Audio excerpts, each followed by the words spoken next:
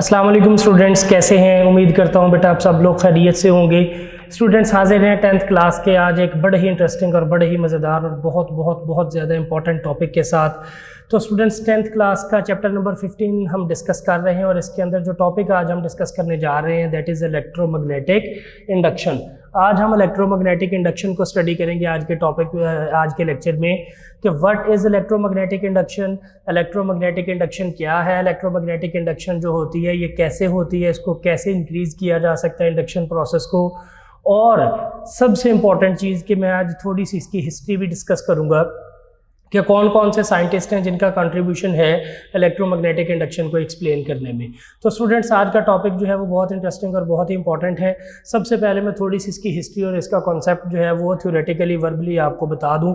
इसके बाद इंशाल्लाह ताला अज़ीज़ we will solve the things और the draw the circuit diagrams on white board also. तो सबसे पहले स्टूडेंट्स इस चैप्टर के स्टार्ट में मैं आपको बता चुका हूँ, वहाँ पर मैंने नाम लिया था बेटे एम्पेयर का, कि एम्पेयर नामी एक साइंटिस्ट था जिसने हमें ये बताया कि जहाँ कहीं से भी इलेक्ट्रिक करंट पास होता है उसके इर्द गिर्द क्या प्रोड्यूस हो जाती है, मैग्नेटिक फील्ड प्रोड्यूस हो जाती है। लेकिन आज मैं दो नाम लूँगा बेटे। सबसे पहला नाम है हमारे पास हैंस क्रिश्चियन ऑर्स्टेड और दूसरा नाम है हमारे पास एम्पेयर का।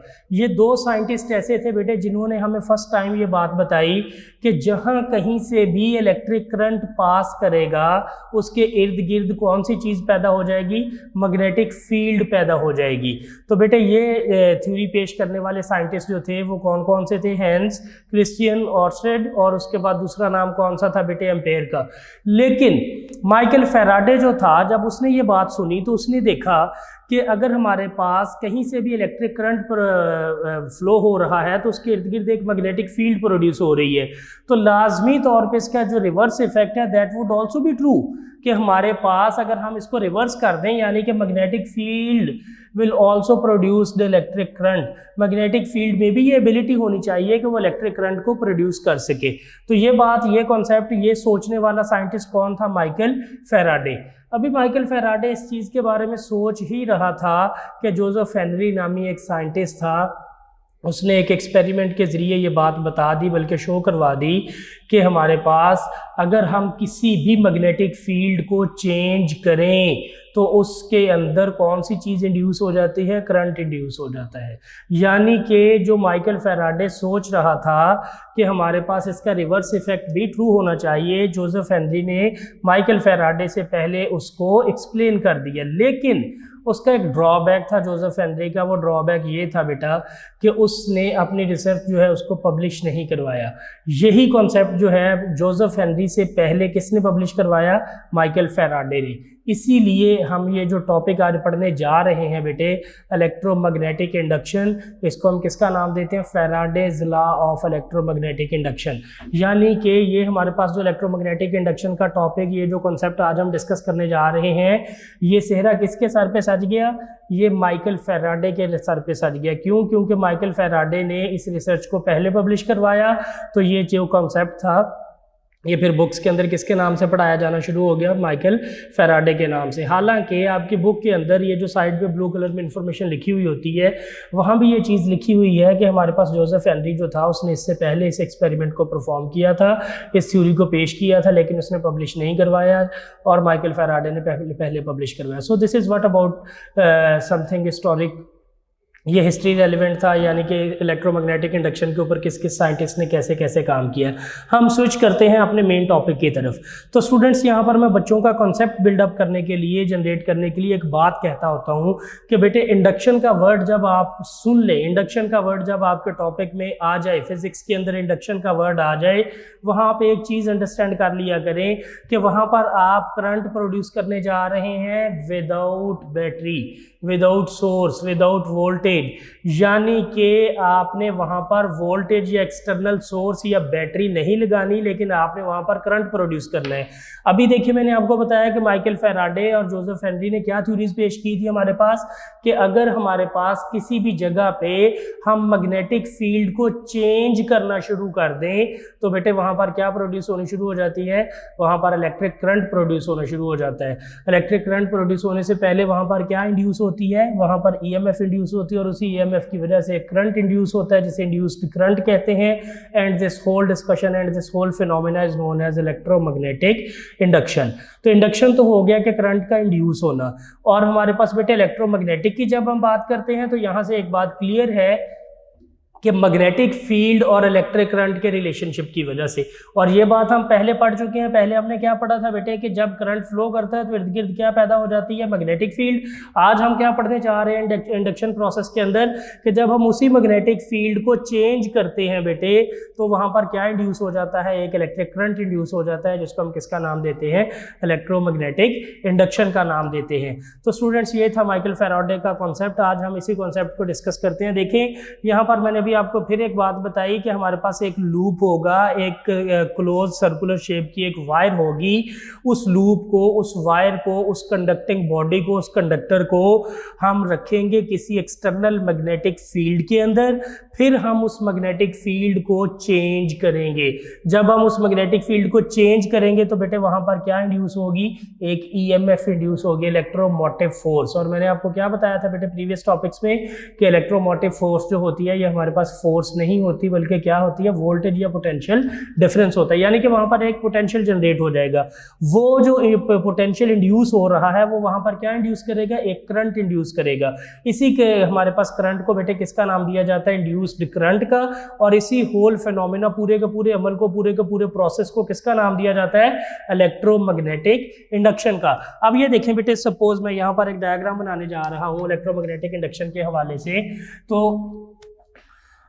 सबसे पहले हमारे पास बेटे ये मैंने ले लेता हूँ ब्लू कलर से एक मैग्नेटिक फील्ड। फर्ज किया ये मेरे पास बेटे एक एक्सटर्नल मैग्नेटिक फील्ड है जिसको मैंने इन ब्लू लाइन से जाहिर कर दिया।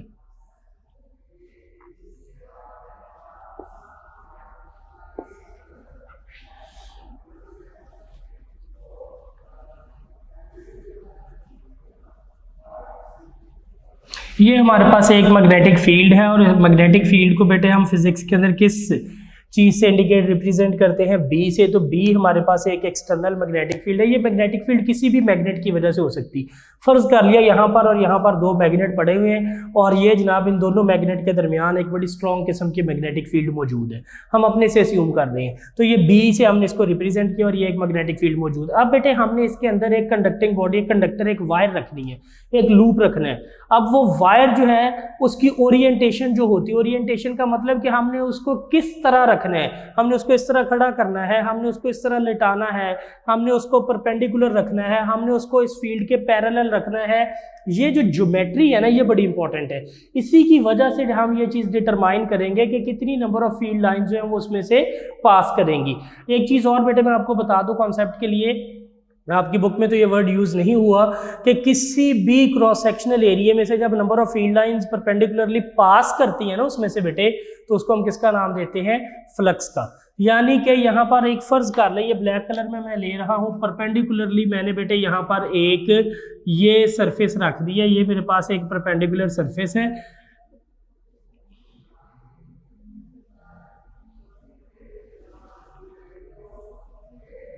ये मैंने बेटे एक परपेंडिकुलर सरफेस ले लिया है इसमें मैग्नेटिक फील्ड के, और इस सरफेस को मैंने किसका नाम दे दिया बेटे, ए का। अब ये फर्ज कर ले कि हमारे पास एक कंडक्टिंग बॉडी है, या फर्ज कर ले एक वायर है। अब इस वायर में से देखें कितनी नंबर ऑफ फील्ड लाइंस पास हो रही हैं। ये लाइन भी इस एरिया में से पास हो रही है, ये भी हो रही है, ये भी 1 2 3 4 5 6 7, लास्ट वाली पास नहीं हो रही। It means maximum number of field lines can pass through the surface, can pass through the area. ये जो हमारे पास एरिया रखा गया है परपेंडिकुलरली, इसमें से बेटे हमारे पास maximum number of field lines जो है वो पास होंगी। जब maximum number of field lines pass होंगी तो फ्लक्स भी मैक्सिमम हो जाएगा। फ्लक्स क्या है, नंबर ऑफ फील्ड लाइंस का किसी क्रॉस सेक्शनल एरिया में से पास होना। तो फ्लक्स के वैसे मीनिंग भी बेटे फिजिक्स के अंदर आपको पता होने चाहिए, वो होते हैं टू फ्लो, किसी भी चीज का किसी एक जगह से बहना, टू फ्लो करना, that is known as flux, उसको हम फ्लक्स का नाम देते हैं। तो यहाँ पर ये देखें बेटे फ्लक्स क्या हो जाएगा, मैक्सिमम हो जाएगा, यानी कि number of field lines passing through this area should be maximum, ये मैक्सिमम हो जाएगा। और जितनी ज्यादा नंबर ऑफ फील्ड लाइंस इसके एरिया में से बेटे पास करेंगी उतनी ही ज्यादा हमारे पास इंडक्शन होगी। उतनी ही ज़्यादा इंड्यूस्ड ईएमएफ यहाँ पर होगी, और उसी इंड्यूस्ड ईएमएफ की वजह से उतना ही ज़्यादा करंट इंड्यूस होगा, यानी कि इलेक्ट्रोमैग्नेटिक इंडक्शन जो होगी वो मैक्सिमम होगी, हमारे पास फ्लक्स मैक्सिमम होगा, चेंज मैक्सिमम होगी, maximum number of field lines pass होंगी। लेकिन इसके पैरेलल यहाँ पर बेटे मैं अगर एक और छोटी सी डायग्राम ड्रॉ कर लेता हूँ, फ़र्ज़ किया कि अब मेरे पास यही ओरिएंटेशन है, ये एक मैग्नेटिक फील्ड है, एक्सटर्नल मैग्नेटिक फील्ड है। इस मैग्नेटिक फील्ड को अगेन बेटे हम किससे रिप्रेजेंट करेंगे, बी से। लेकिन अब यहाँ पर कहानी मुख्तलिफ हो गई है। अब हमने ये जो एरिया लेना है ना, क्रॉस सेक्शनल एरिया, ये परपेंडिकुलर नहीं बल्कि हमने क्या लेना है बेटे, पैरेलल लेना है। पैरेलल लेने के लिए सपोज मैंने ये क्रॉस सेक्शनल एरिया इस तरह प्लेस कर दिया, तो आप यहाँ पर ये चीज़ देख सकते हैं बेटे कि कितनी नंबर ऑफ फील्ड लाइंस इसमें से एरिया में से पास हो रही हैं, जस्ट वन। एक number of magnetic field line जो है वो जस्ट इसमें से पास हो रही है। तो यहाँ पर हम ये बात कह सकते हैं कि if the cross sectional area is held parallel to the magnetic field, अगर ये इस मैग्नेटिक फील्ड के पैरेलल होगा हमारे पास बेटे, तो फिर हमारे पास नंबर ऑफ फील्ड लाइन जो इसमें से पास हो रही हैं वो क्या होंगी, मिनिमम होंगी, कम से कम होंगी। जब फ्लक्स कम से कम होगा, जब इसके अंदर मैग्नेटिक फील्ड जो चेंज हो रही है वो कम से कम होगी, तो बेटे इंड्यूस्ड ईएमएफ भी कम से कम होगी, और अल्टीमेटली जब ईएमएफ कम इंड्यूस होगी तो करंट भी कम इंड्यूस होगा, और इलेक्ट्रोमैग्नेटिक इंडक्शन प्रोसेस जो होगा वो बहुत वीक होगा। यानी कि इस मैग्नेटिक फील्ड को अगर हम इस लूप को इसमें से इर्द गिर्द, फर्ज कर लें यही लूप है, मैं इस लूप के इसके इर्द गिर्द मूव करवाता हूँ, तो हमारे पास नंबर ऑफ फील्ड लाइन जो इसमें से चेंज हो रही है, मैग्नेटिक फील्ड लाइन जो चेंज हो रही है वो बहुत कम होंगी, क्योंकि जब ये पैरेलल है तो कोई एक या दो लाइन सिर्फ इसमें से क्रॉस होंगी, तो इसलिए इंडक्शन प्रोसेस जो होगा वो बहुत वीक होगा। लेकिन अगर इसी को मैं कंपेयर करूँ इसके साथ, पहले वाले के साथ, यहाँ देखें एरिया परपेंडिकुलर, अगर इसको मैं ऊपर नीचे ट्रेवल करवाता हूँ या लेफ्ट राइट मूव करवाता हूँ, तो आप देखेंगे बेटे कि maximum number of field lines जो होंगी वो इस एरिया में से पास करेंगी, बार बार चेंज होंगी। अल्टीमेटली यहाँ पर ज्यादा ईएमएफ इंड्यूस होगी और ज्यादा करंट इंड्यूस होगा। It means electromagnetic induction phenomena जो होगा वो ज्यादा स्ट्रांग होगा यहाँ पर। तो ये बेटे दो डायग्राम्स आपने बनानी है आपके बुक के मुताबिक, और यहाँ से ये दोनों बातें आपको मैं रिपीट कर रहा हूँ दोबारा बाद में, कि माइकल फैराडे ने हमें ये बताया कि अगर हम मैग्नेटिक फील्ड को चेंज करें अक्रॉस द कंडक्टर, किसी भी कंडक्टिंग बॉडी के अक्रॉस, तो वहाँ पर क्या इंड्यूस हो जाता है बेटे, करंट इंड्यूस हो जाता है। और वो करंट की जो इंडक्शन है, करंट जो इंड्यूस होता है उसके अंदर बेटे, वो किस चीज़ के ऊपर डिपेंड करता है, that depends upon the orientation. वो डायरेक्शन के ऊपर डिपेंड करता है कि हम वो जो कंडक्टिंग बॉडी, जिस कंडक्टर को हम ले रहे हैं मैग्नेटिक फील्ड के अक्रॉस, उसकी ओरिएंटेशन क्या लेते हैं। If it is held perpendicular, अगर ये बेटे हमारे पास परपेंडिकुलर हो जाएगा, सरफेस एरिया और मैग्नेटिक फील्ड परपेंडिकुलर है, अगर ये परपेंडिकुलर है तो फिर हमारे पास बेटे ये फ्लक्स जो था ये क्या हो जाएगा, मैक्सिमम। लेकिन जब हमारे पास एरिया, क्रॉस सेक्शनल एरिया और मैग्नेटिक फील्ड बेटे पैरेलल थे एक दूसरे के, तो यही फ्लक्स हमारे पास क्या हो गया था, मिनिमम हो गया था, क्योंकि कम से कम नंबर ऑफ फील्ड लाइंस जो थी वो इसमें से पास हो रही थी। तो ये दो चीज़ें बेटे आपने याद रखनी है। इसके बाद हमारे पास डिफरेंट एक्टिविटीज़ है, मैं हल्की से डायग्राम बना के आपको शो करवाता हूँ। फर्स्ट एक्टिविटी जो है बुक के अंदर बेटे, उसके अंदर हमें दिखाया गया है कि एक बार मैग्नेट है, और बार मैग्नेट जो है फ़र्ज़ कर ले कि ये बेटे मैं ड्रॉ कर रहा हूँ ग्रीन मार्कर से ताकि थोड़ी सी डिफ्रेंशिएशन हो जाए। ये मेरे पास एक बार मैग्नेट है, ये फ़र्ज़ कर लिया इसका नॉर्थ पोल है और ये इसका बेटे साउथ पोल है। ये बार मैग्नेट में से मैग्नेटिक फील्ड लाइंस निकल रही हैं, ये नॉर्थ टू साउथ। अब हमारे पास बेटे यहाँ मैंने फ़र्ज़ कर लिया कि एक कॉइल प्लेस कर दी है, ठीक है जी, ये कॉइल है मेरे पास बेटे, दो नंबर ऑफ टर्न्स ले ली इसकी। अब ये देखें कि जब मैं इस मैग्नेट को, बार मैग्नेट को, इसको बार मैग्नेट बोलते हैं, जब मैं इस बार मैग्नेट को उस कॉइल के पास लेके जाऊंगा तो maximum number of field lines जो होंगी बेटे वो इस कॉइल में से पास करेंगी, इसका मतलब फ्लक्स मैक्सिमम हो जाएगा। लेकिन जब मैं देखें इसी बार मैग्नेट को थोड़ा सा पीछे मूव करवाऊंगा तो नंबर ऑफ फील्ड लाइंस जो इस कॉइल में से बेटे पास होंगी वो कम हो जाएंगी। अल्टीमेटली यहाँ पर जो हमारे पास ईएमएफ इंड्यूस होगी इसके अक्रॉस वो भी कम हो जाएगी। और अगर मैं इसको और पीछे मूव करवा दूं और कॉइल और बार मैग्नेट के दरमियान काफ़ी ज़्यादा डिस्टेंस हो, in such a way that no magnetic field line will pass through the coil, कोई भी मैग्नेटिक फील्ड लाइन जो है बेटे वो कॉइल में से पास ना हो सके, तो उस केस में हमारे पास किसी किस्म की कोई इंडक्शन ऑब्जर्व नहीं होगी। तो यहाँ से आपने ये एक छोटी सी एक्टिविटी करनी है कि हमारे पास एक बार मैग्नेट है, उस बार मैग्नेट को बेटे हमने कॉइल के अक्रॉस मूव करवाना है। आपने पहले केस में देखना है कि कॉइल जो है वो अवे पड़ी हुई है, उस कॉइल बी के अंदर कॉइल जो है ये मैग्नेटिक फील्ड बी है बेटे, ये हमारे पास इसमें कम से कम ट्रैवल होगी, फर्ज कर लेते हैं एक लाइन पास हो रही है। लेकिन दूसरे केस में आपने क्या करना है, ये वही बार मैग्नेट है, इसको साउथ पोल कह देना है बेटे, इसको नॉर्थ पोल कह देना है। अब हमारे पास वही कॉइल जो है वो हमने कहाँ रख देनी है, बहुत ज़्यादा करीब रख देनी इसके। तो अब ये देखिए maximum number of field lines जो हैं वो इसमें से पास होंगी, तो इट मीन्स हमारे पास जो इंडक्शन प्रोसेस होगा वो भी मैक्सिमम होगा, क्योंकि नंबर ऑफ फील्ड लाइन ज़्यादा से ज़्यादा क्रॉस होंगी तो फ्लक्स भी ज़्यादा से ज़्यादा चेंज होगा। जब फ्लक्स ज़्यादा चेंज होगा तो बेटे अल्टीमेटली हमारे पास यहाँ पर ज़्यादा ईएमएफ इंड्यूस होगी, और जब ईएमएफ ज़्यादा इंड्यूस होगी तो करंट भी ज़्यादा पैदा होगा। तो ये रीज़न है हमारे पास बेटे से इसकी ये एक्टिविटी नंबर 1 है आपकी। इसके बाद एक और एक्टिविटी बुक के अंदर ली हुई है, वहाँ क्या किया गया है, वहाँ आपके पास ये देखिए मेरा बेटा एक यू शेप्ड मैग्नेट है, ये यू शेप्ड मैग्नेट है आपके पास। इस यू शेप्ड मैग्नेट के एक पोल को फर्ज कर लिया, ये मैंने नॉर्थ पोल कह दिया, और ये बेटे मैंने साउथ पोल कह दिए। तो इट मींस बेटे इस मैग्नेट के अंदर यहाँ पर बड़ी स्ट्रॉन्ग किस्म की मैग्नेटिक फील्ड होगी। क्यों? क्योंकि ये दोनों पोल्स के दरमियान हमारे पास मैग्नेटिक फील्ड लाइंस होंगी। इट मींस यहाँ पर मैग्नेटिक फील्ड मौजूद है। अब ये देखिए मेरा बेटा, हम यहाँ पर फर्ज कर लें कि एक कॉइल ले लेते हैं, मैं ये कॉइल ले रहा हूँ, ये कॉइल है, फर्ज कर लिया कि इसको हमने इसके अक्रॉस रखा हुआ, और यहाँ पर बेटे मैं एक लगा रहा हूँ गलवानोमीटर। गलवानोमीटर जो होगा उसकी नीडल हमारे पास मूव करेगी तो हमें पता चल जाएगा बेटे कि यहाँ पर करंट पैदा हो रहा है। गलवानोमीटर हमारे पास एक ऐसा मीटर होता है विच detect the presence of current. मैंने आपको बेटे ये पिछले चैप्टर में पढ़ा चुका हूँ कि गलवानोमीटर जो होता है ये हमारे पास एग्जैक्ट मेजरमेंट नहीं करता करंट की, ये हमें एग्जैक्ट नहीं बताता कि how much current will flow through it, इसमें से कितना करंट पास हो रहा है। ये जस्ट इसकी नीडल डिफ्लेक्शन शो करवाती है और हमें पता चल जाता है कि वहाँ पर करंट मौजूद है। अब ये देखिए मेरा बेटा, ये मेरे पास कॉइल है, जब फर्ज कर ले मैं अपने हाथ से पकड़ के इस कॉइल को इसके अक्रॉस इस तरह या इस तरह बेटे मूव करवाता हूँ। अब मैंने आपको बताया कि यहाँ पर फर्ज कर ले हम ब्लू कलर से ये शो कर लेते हैं, यहाँ पर ये सारी की सारी जो है बेटे ये मैग्नेटिक फील्ड लाइंस है, और ये नॉर्थ पोल से किस तरफ जा रही हैं, साउथ पोल की तरफ। अब ये देखें, जब इसी कॉइल को बेटे मैं ऊपर की तरफ उठाऊंगा तो number of field lines change होती जाएंगी, जब मैं इसे नीचे की तरफ लाऊंगा तो number of field lines change होती जाएंगी। यहाँ से हमें ये बात पता चल रही है कि जब हम इस कॉइल को इस यू शेप्ड मैग्नेट के अक्रॉस मूव करेंगे तो number of field lines change होंगी। Number of field lines change होंगी तो बेटे क्या चेंज होगा, फ्लक्स चेंज होगा। जब फ्लक्स चेंज होगा तो अल्टीमेटली वहां पर क्या इंड्यूस होगी, एक ईएमएफ इंड्यूस होगी, और उसी ईएमएफ की वजह से बेटे क्या प्रोड्यूस होगा, वहां पर क्या इंड्यूस हो जाएगा, एक इलेक्ट्रिक करंट इंड्यूस होगा। और उस इलेक्ट्रिक करंट का हमें कैसे पता चलेगा कि इंड्यूस हो चुका है, जब ये गलवानोमीटर जो यहाँ पर लगा इसकी नीडल डिफ्लेक्शन शो करवाएगी तो हमें पता चल जाएगा कि यहाँ पर करंट इंड्यूस हो चुका है।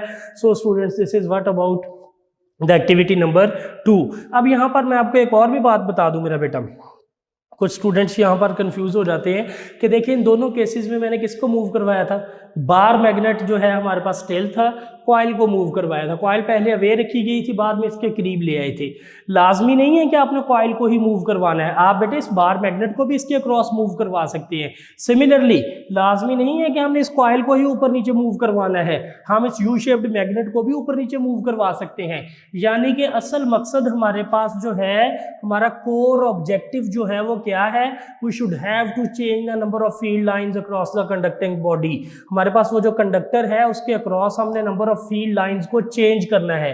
तो वो दोनों तरह से बेटे चेंज हो सकती है। नंबर 1, जब हमारे पास इस कॉइल को हम मूव करेंगे तो भी फील्ड लाइंस चेंज होंगी। नंबर 2, जब हम इस कॉइल को स्टेशनरी रखेंगे लेकिन हम इस बार मैग्नेट को मूव करें तो भी हमारे पास बेटे क्या प्रोड्यूस हो जाएगा, तब भी हमारे पास number of field lines change होंगी। और जब number of field lines change होंगी तो क्या इंड्यूस होगी बेटे, EMF, and that induces current. तो ये इलेक्ट्रोमैग्नेटिक इंडक्शन होगा।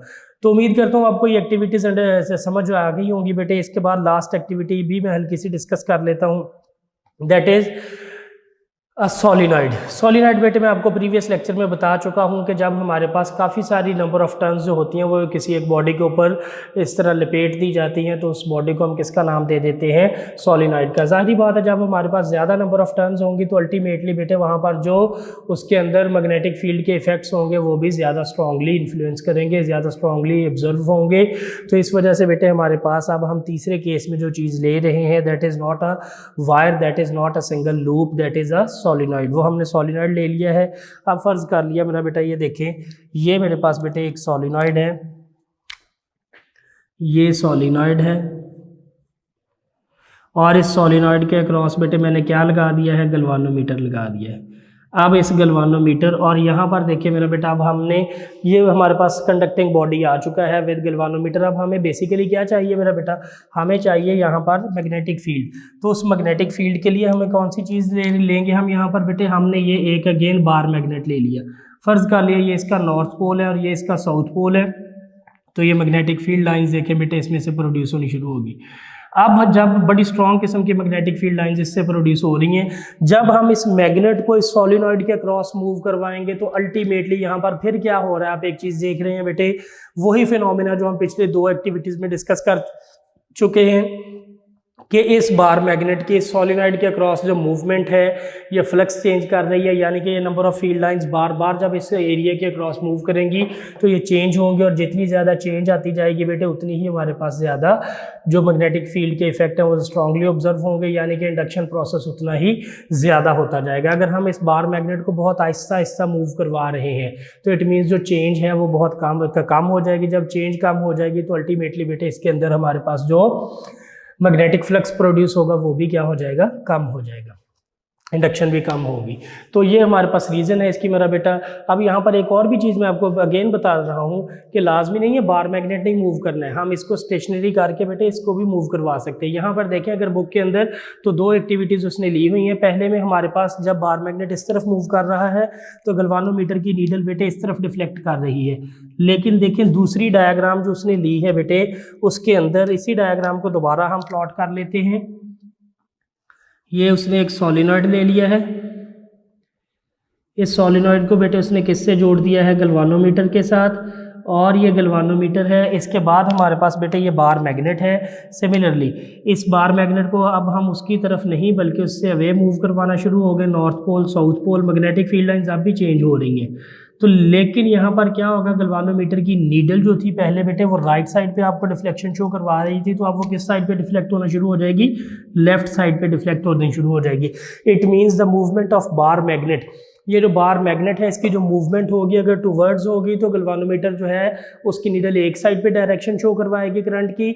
अगर हम उसी की मूवमेंट जो है वो बैकवर्ड डायरेक्शन में ले लेंगे, अवे फ्रॉम द सोलिनॉइड ले लेंगे, तो वही गलवानोमीटर जो राइट साइड पे डिफ्लेक्शन दे रहा था वो किस साइड पे डिफ्लेक्शन देनी शुरू कर देगा, लेफ्ट साइड पे। क्योंकि बेटे मैं प्रीवियस टॉपिक में आपको बता चुका हूँ कि हमारे पास अगर हम पोलैरिटी चेंज कर दें, अगर हम उसकी डायरेक्शन चेंज कर दें, बैटरी के टर्मिनल चेंज कर दें, तो हमारे पास मैग्नेटिक फील्ड की डायरेक्शन जो होती वो भी रिवर्स हो जाती है। सिमिलरली यहाँ पर बैटरी तो नहीं है लेकिन बैटरी का काम कौन सी चीज़ कर रही है, फ्लक्स कर रहा है। तो इट मीन्स अगर फ्लक्स इस डायरेक्शन में चेंज हो रहा है तो ये हमारे पास करंट एक डायरेक्शन में प्रोड्यूस करेगा। अगर फ्लक्स इस डायरेक्शन में चेंज हो रहा है तो अल्टीमेटली हमारे पास करंट जो है वो अपोजिट डायरेक्शन में प्रोड्यूस होना शुरू हो जाएगा।